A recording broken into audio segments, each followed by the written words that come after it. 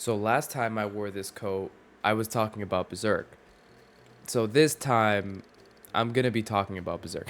Dude, the support on the last video was insane. The amount of people that left a comment and had to like actually interact with the stupid shit I say, amazing. Like, it was surreal. There were a lot of like comments that weren't so nice, I guess, but it's all like, it's just crazy to me how like people care enough to interact with my videos. I don't know. There were a couple comments that I want to like touch on where like most of them were saying the same thing, like, "Oh, you don't get it." And it's supposed to be horror, it's supposed to be fucked up. And yes, I get that. And I was never saying that I didn't want any like realism to be in the show, because I understand that sexual assault does happen and it's a real thing. And if it's in the fiction I'm reading, it's whatever. Like it's just a part of the story. But my point was that it's not just a part of the story. It is a major standpoint in the story. Like it happens so much that it appears more than reoccurring and actual main characters. Like the concept of unconsensual sex itself happens so much that it like overtakes the show. It's like if any one thing happens constantly in a show, it gets kind of boring. And when that thing is sexual assault, it gets very uncomfortable. That was my point. I'm sorry if you thought that I was like saying like I don't want any of it, and I'm like too like, I don't know, scared to like see any realism. Like I understand it's realism and I understand it's supposed to be there. It was just a lot, and I felt like it was uncalled for. That was my point during the video. And also, it's just to like poke fun a bit. It's funny to me how I made the most popular video on my channel is the one I made about the rumbling, where I was effectively defending genocide. And people were mostly okay with, like, people mostly agreed with me. But in the last video, where, and this is a generalization, where I went against sexual assault, that's when people decided to disagree with me. It's just stepping back and thinking about it, it's really funny. But no, there were a bunch of nice comments too. The people that did disagree with me, like, it's fair. To be fair, I over exaggerate a lot, so I can see how people thought it's like, oh, this guy just like is a snowflake and he doesn't want to see any real. It's like, no, I get it. It's just it was too much for me, I would say. But enough about that. I finished the show. And I have notes here, and a lot of my opinions of the show as a whole did change, although my opinions of the show early on didn't that much. What I mean by that is the sexual assault cut, not even in half, just cut almost entirely. Like, I mean, like, yeah, like here and there, like there'll be like alludes to like, but like the amount of time sexual assault showed up towards the later half of the series is, I think, hits that sweet spot of like, oh, the show is still real, it's still horror, it's still like this like fucked up place, fantasy land, but it's not overbearingly just sexual assault that's like constantly hitting you in the face. I felt like that was perfect. It really just, the show just got like, it was good, and then it just got amazing as soon as the witch came in. I keep forgetting her name. Sharik,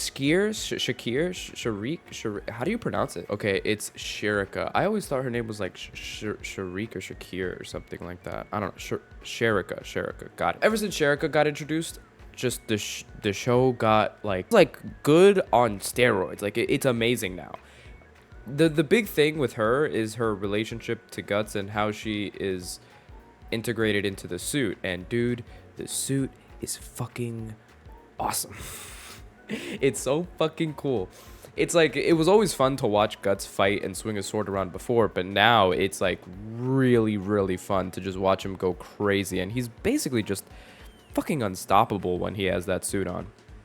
And yeah, I really like how the suit is used more as a metaphor, where if like, you go for revenge and try to harm others, you unwillingly and unknowingly harm yourself, which is what the suit does. As if Guts goes crazy and starts murdering things, the suit will mask his pain, so he can go as long as he wants, and it'll like like tape together his bones so he can like keep fighting, but then after he takes the suit off, everything starts hurting again, like tenfold. And I think that was a really nice like underlined tone that the suit has, and it's just fucking cool. Like it's just really cool. Like there was, I'm sorry if you like the slight spoiler, not really though, there is this dog that's supposed to represent Guts towards the end of the manga, and it gets Guts's suit through something that I won't say, and it's like this actual dog with the suit, and it has like Guts's full kit with like the cannon in his mouth and the sword as a tail. It is so cool. I'll probably put up some screenshots of like when that happened, because I thought that was like one of the coolest fights in the whole manga. It was amazing.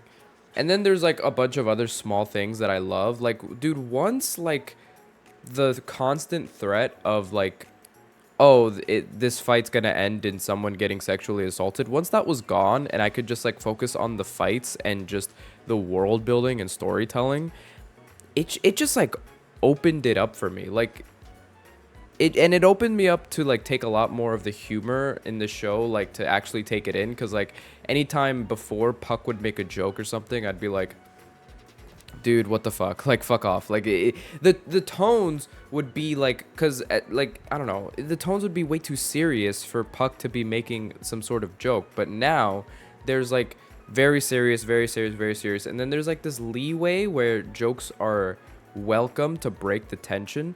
And I think they're doing it much better now towards the end of the manga. I don't know what happened, but like, dude, for me, this manga became perfect like past chapter 200. Like it was just, after that, it was amazing. And a lot of the references that Puck makes are pretty funny, with which most of them just being Star Wars references, but it still gets me every time. And then past like, you know, the funny thing. Well, actually, no, I'm not done talking about funny shit.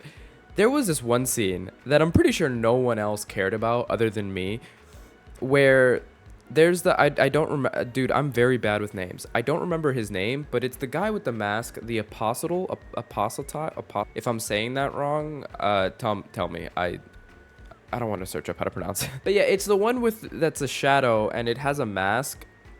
And it gets really sad if like its mask breaks, which I found hilarious. But other than that, he's fighting Rickert and a bunch of people that Rickert is fighting with. And he gets lit on fire. And it's like, okay, my thought process while reading was like, oh, what is he going to do? Is he going to fight while he's on fire? Is he just going to leave? Like, what's going to happen? The dude grabs the nearest horse. And it's like, oh, what is he gonna do with that horse? Is he gonna fuse with the horse? Is he gonna, I don't know, like throw it at them or something? Like, well, what is he gonna do with the horse? The last thing, well, next to the last thing I thought he was gonna do with that horse was put it over his head, split it in two, and then use the horse's blood to douse the flames. That sent me. Like that, it was so fucking funny watching like just the least expected thing ever happen. Like I don't even think that would work. Isn't blood warm? Like wouldn't just, I don't know, would it make the flames hotter, or would it just not do anything? Like, also, me and my friend have this joke now where cuz Griffith comes back to life. Spoiler, like obviously, like Griffith is like the main villain, of course he comes back to life, but he's not in like the black suit, he's like in a human form. But like Griffith's actual form is his god hand form where he's in the suit, and me and my friends just call it the funny suit because he looks stupid. And then okay, so past that, here are my serious like pokes like into the story. The apostles, again, don't know if I'm saying it right, they're so fucking cool. Like Zod is one of my favorite characters, and when he first came under Griffith's control, I didn't like that, how he just like got bitched by Griffith like immediately. Like that was weird how he just like immediately was like, oh, I'm with Griffith now. But then I realized throughout like reading more where it's like, no, he has to do that, like biologically, like he can't really like resist not following Griffith. Which once I learned that, I was like, oh, it's not really his fault, he's still cool as fuck. And then past that, I think it's No, I'm not even gonna try to remember his name. The bow and arrow guy. I just called him the Green Arrow. He's so fucking cool. Um, I don't know how many people remember him because he's not like a huge part of the story, but like, dude, he has like this bow and arrow with this eye in the middle, and then he transforms and he's some sort of centaur that makes arrows out of hair, and like the monster design is amazing. Like it's next level. I can see why like video games like Dark Souls take inspiration from this manga because it's like the design for some of these things are next level. And then one of like the last things I have in my notes here is characters sticking with the story. The world building, like people always talk about One Piece world building and how it's like next level and nothing matches it. Dude, I think Berserk world building is like up there. It's really cool and I really like things like that. That's also why I'm very drawn to One Piece because characters don't really get forgotten or left behind. Like usually they'll come back or we'll get like some throwaway line about them or something like that. It's usually never like characters are just straight up forgotten like they are in Dragon Ball where the creator straight up forgets like big cast members. Like Launch was one of a pretty big part of the OG Dragon Ball and the creator just fucking forgot about her. Like straight up just forgot she existed. I don't know. I really like when characters stick around and you get to like feel like it's an actual world where there are people living there. It doesn't feel like it's just something somebody came up with, you know?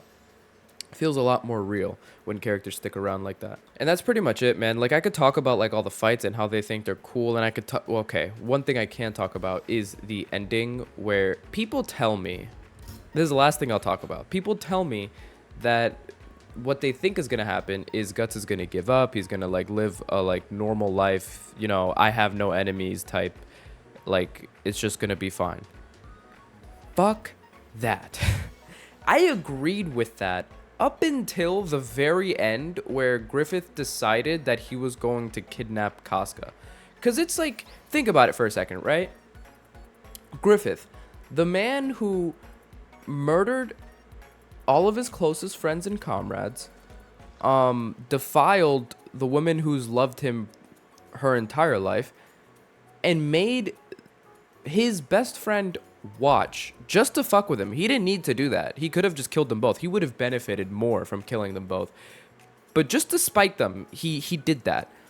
And then murdered all of his friends. And that man that's committed like the most atrocious things that you can ever commit gets everything. He wins. Like he gets his kingdom, he gets his loyal subjects, he gets like his army. Like he won already. He's good.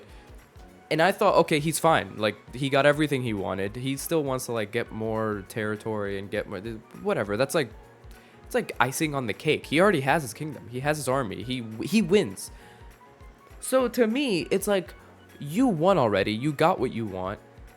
Guts just got Casca's memory back, and that's not even a full win because Casca goes into a fit every time she sees Guts. Why, if you have everything you want, you take from someone who just like has nothing or next to nothing? Like, I mean, Guts has his friends and he has now Casca, but it's like he's fine where he's at, and he's like he's not like, how do I put this? He hasn't gotten what he wants.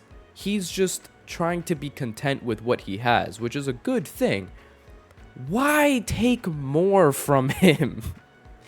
You've already won. So you mean to tell me the story ends, right? People think that this is how the story ends. People want, or not want, but I guess this is how they say the story ends. Griffith, who's done the worst things humanly possible to everyone around him, gets everything he wants, and then once he gets everything he wants, he takes everything from Guts, and then Guts just goes, yeah, I'll take that, and then just walks off. Like, what? No. Griffith needs to die. Dude, at this point, I don't care what happens. I don't care if, like, the Bale Healet is Guts, and it's Guts' Bale Healet, and he needs to, like, kill everyone and gain power or give up his humanity. Dude, I do not care. Griffith needs to go. Like, that ending pissed me off so much because I know that people want it to be like, oh, Guts is going to be like, I have no enemies, and then just take that shit. Like, just like, and then just walk off. Like, oh, he has Casca, he has the kingdom, he has everything he's wanted, and he's left me with nothing, and I'm just going to, like, smell fucking roses for the rest of my life. Like, fuck no, dude. Like, he needs to die. Like, regardless, I don't care, dude. I don't care if the armor tech's over, he like loses his soul. Griffith needs to go point blank, period. Like, fuck that. That's it from me. This video is getting way too long. Thank you for the support on the last video, and I hope you had a good morning.